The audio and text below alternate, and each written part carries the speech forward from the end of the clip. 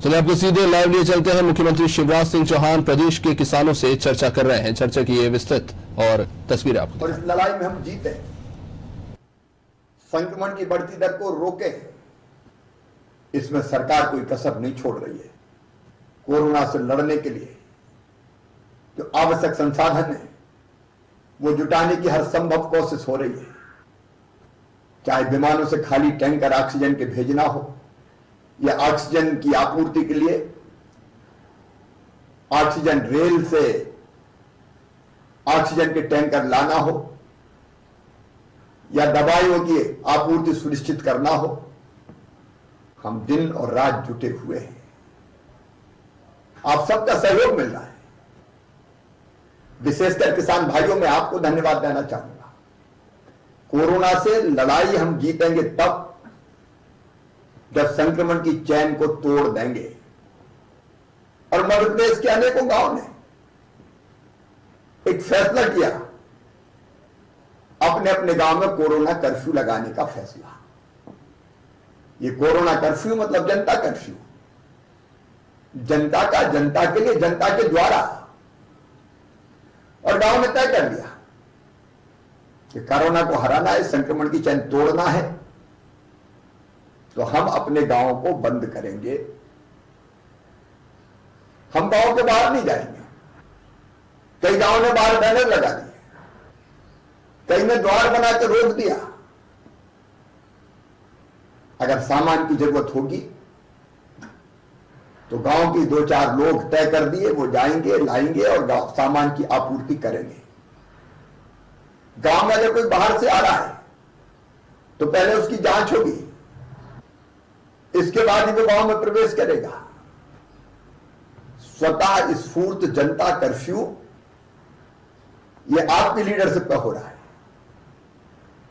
किसान भाई इसको लीड कर रहे हैं और उसके असर भी अब सामने आ रहे हैं। मुझे बताते हुए थोड़ी राहत है कि 21 अप्रैल को एक्टिव केसेस के मामलों में देश में मध्य प्रदेश का नंबर 7वां था, अब बढ़कर 11वां हो गया है। प्रदेश का पॉजिटिविटी रेट अब लगातार कम हो रहा है। जो 25 तक कभी पहुंच गया था वो अब घट के 21.5% तक आ गया है। कल तक एक्टिव केस लगातार बढ़ रहे थे, अस्पतालों पर बोझ बढ़ता जा रहा था, लेकिन अब यह राहत की खबर है कि 2 दिन से एक्टिव केस लगातार घट रहे हैं। 27 अप्रैल को 94,276 एक्टिव केस थे, वो अब घटकर 92,077 हो गए। थोड़ी राहत मिली है, लेकिन निश्चिंत होने की जरूरत नहीं है। ये कोरोना ऐसा शत्रु है कि कब क्या स्वरूप धारण कर दे इसका कोई ठिकाना नहीं है। इसलिए सावधानी जरूरी है। अपने गांव बंद रखिए। गांव के बाद जब आवश्यक, अत्यंत आवश्यक काम हो तो जाए, नहीं तो नहीं जाए। उपार्जन के काम में भी केवल जिसका नंबर आया है, SMS आया है, केवल वही जाएगा। और जाएंगे तो कोरोना के प्रोटोकॉल का पूरा पालन करते हुए जाएंगे। जरा सी भी असावधानी रही तो ये कोरोना हम पे कब्जा करके कितना दुख देता है हम जानते हैं। इसलिए सावधान रहना है। मेरे प्रिय किसान बहनों और भाइयों, एक अपील और आपसे करना चाहता हूं। कई जगह शादी समारोह होते हैं, हमारी संस्कृति और परंपरा है धूमधाम से शादी करने की, लेकिन कोरोना को हराना है तो अभी हमें शादी टालनी चाहिए। कम से कम 15 मई तक हम ये तय करें कि हम अभी विवाह नहीं करेंगे अपने परिवार में किसी का, क्योंकि विवाह संक्रमण फैलाने का बहुत सशक्त माध्यम हो जाता है। परिवार का परिवार संक्रमित हो जाता है और इसलिए मेरी अपील है, टाली जा सके तो शादी टालो, और बहुत जरूरी अगर है तो शादी में 10 से ज्यादा लोग नहीं होने चाहिए। ये मैं आपके लिए कह रहा हूं, आप सुरक्षित रहें, स्वस्थ रहें, इसलिए कह रहा हूं। पिछले साल भी हमने कोरोना काल में खरीदी करी थी, उपार्जन में देश में पहले नंबर पे हम आए थे। 1,29,00,000 मीट्रिक टन गेहूं हमने खरीदा था। लेकिन इस बार कोरोना की लहर का कहर पिछले साल से कई गुना बढ़ा है। फिर भी सरकार ने तय किया है, आप आश्वस्त रहना, किसान के उत्पादन का एक एक दाना खरीदा जाएगा। इतने भयानक संकट में भी खरीदी का काम जारी है। मैं उपार्जन के काम में लगे सभी बहनों और भाइयों को हृदय से धन्यवाद देता हूं कि उन्हें हिम्मत नहीं हारी, जान जोखिम में डाल के भी खरीदी के काम में लगे हुए हैं। और उसी का परिणाम है 61 लाख मीट्रिक टन से ज्यादा गेहूं खरीदा जा चुका है। चना, मसूर, सरसों की खरीदी भी जारी है। उपार्जन का काम सावधानी से करना है, इसलिए थोड़ी देर हो सकती है, चिंता की जरूरत नहीं है। इंदौर उज्जैन संभाग में खरीदी की अंतिम तिथि 5 मई थी, लेकिन तब तक खरीदी संभव नहीं थी, इसलिए उसको बढ़ाकर अब 15 मई कर दिया गया है। प्रदेश के शेष संभागों में 25 मई तक यह खरीदी की जाएगी। मैं फिर आश्वस्त कर रहा हूं, एक एक दाना खरीदेंगे, चिंता मत कीजिए। किसान भाई और बहनों, आपके उत्पादन का भुगतान ठीक समय पर हो जाए, उसका भी हम लगातार प्रयास कर रहे हैं। हमने एक फैसला और किया है, क्योंकि अभी खरीदी सबकी पूरी हुई नहीं है, पैसा पास आया नहीं है, और इसलिए हमने किसानों को वर्ष 2020-21 में दिए गए ऋण के भुगतान की अंतिम तिथि पहले मार्च से बढ़ा के 30 अप्रैल की थी, अब 30 अप्रैल से बढ़ा के 31 मई की जा रही है। और इस कारण 31 करोड़ रुपए का ब्याज के रूप में भुगतान किसानों की ओर से मध्य प्रदेश सरकार करेगी। आपके पास जब पैसा आए तब ऋण चुकाइए। मेरे प्रिय किसान बहनों और भाइयों, 0% ब्याज पे कर्ज देना हमने जारी रखा है, वो लगातार चल रहा है। प्रिय किसान बहनों और भाइयों, प्रधानमंत्री श्रीमान नरेंद्र मोदी जी ने किसान सम्मान निधि के रूप में 6,000 रुपया देने प्रारंभ किए थे।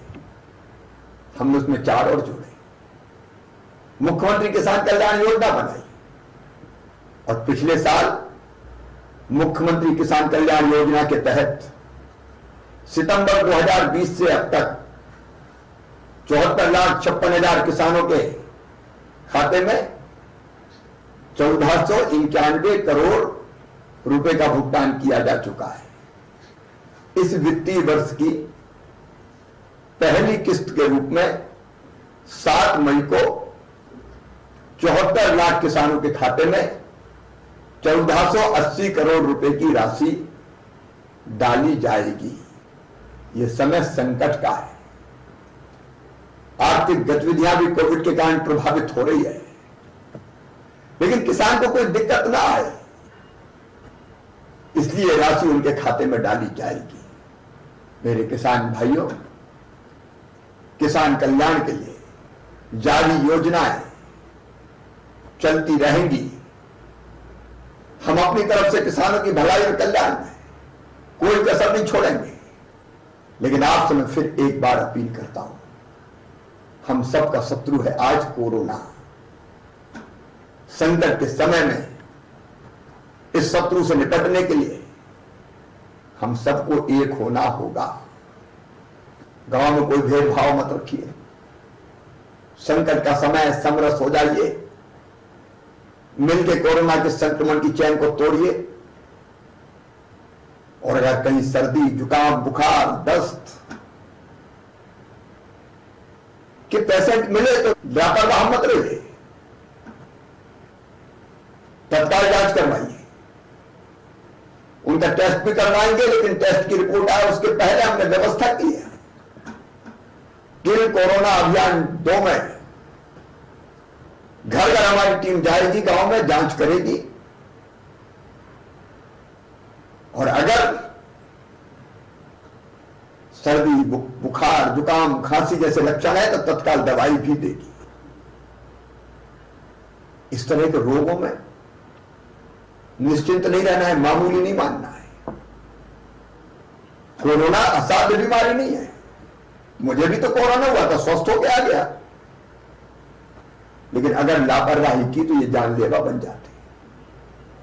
तो पहली चीज तो गांव बंद रखना है, ना कोई बाहर जाएगा ना कोई अंदर आएगा।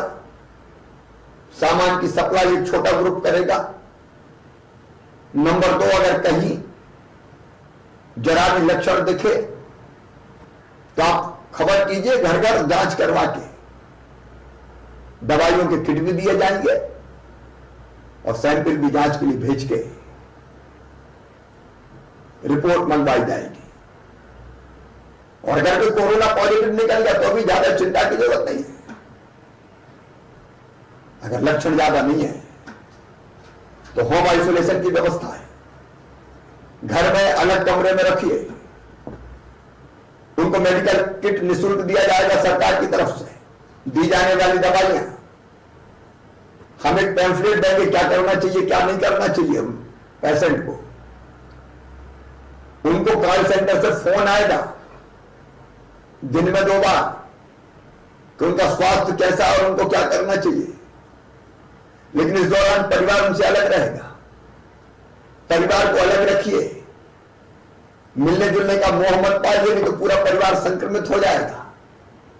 और मैं आपको जवाबदारी दे रहा हूं, यदि घर में जगह कम है तो कृपया करके पंचायत भवन, स्कूल भवन, कोई छात्रावास, वहां क्वारंटाइन सेंटर बनाए जा रहे हैं। जिले को अधिकार है, पंचायत का अधिकार है, क्वारंटाइन सेंटर बनाइए और वहां क्वारंटाइन कर दीजिए। भोजन इत्यादि की व्यवस्था वहां की जाएगी, सरकार करेगी।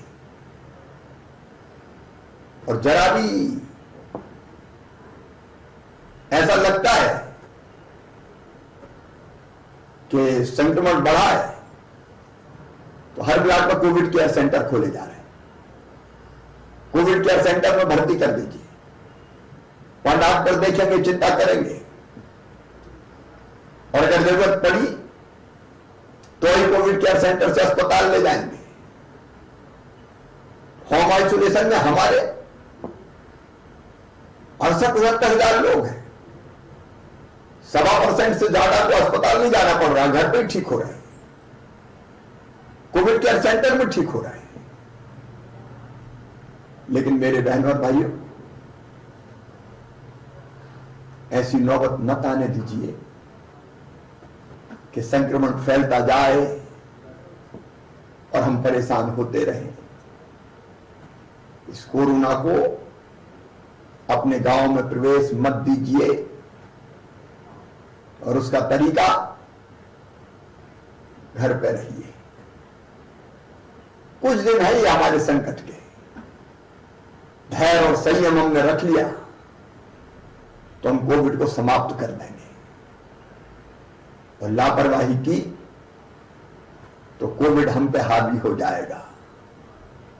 आइए मेरे प्रिय बहनों और भाइयों, मेरे किसान भाइयों, अपने गांव को आप लीड कीजिए, कोरोना मुक्त गांव बनाइए, संक्रमण की चैन तोड़िए, भीड़ की कोई गतिविधि मत होने दीजिए। गाइडलाइन के हिसाब से व्यवस्थाएं कीजिए और व्यवस्थित रहिए। मुझे पूरा विश्वास है कोरोना हारेगा, हम जीतेंगे, वो दिन जल्दी आएगा। बहुत बहुत धन्यवाद।